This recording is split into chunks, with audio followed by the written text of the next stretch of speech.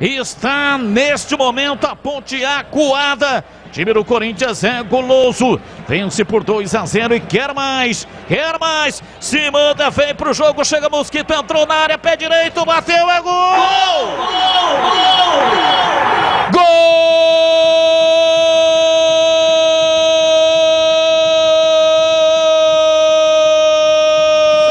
Gol do Corinthians! O campeão dos campeões. A marca de 48 minutos, etapa primeira. Contra-ataque mortal. Gustavo Silva, o Mosquito. Recebeu de William. Penetrou na entrada da área, na saída de Gorfinhas. Na cavadinha, deu um tapa por cima do goleiro. Mandou a bola no fundo do gol da Macaca. É o terceiro do Corinthians. Gustavo Silva, o Mosquito. Mosquito marca o terceiro. Corinthians 3, Ponte Preta 0. E o detalhe do gol é seu, Tigrão.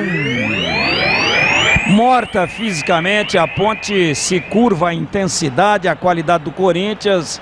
Eu estou chamando a atenção para o William, que não é acompanhado pelo Kevin, pelo Fecim.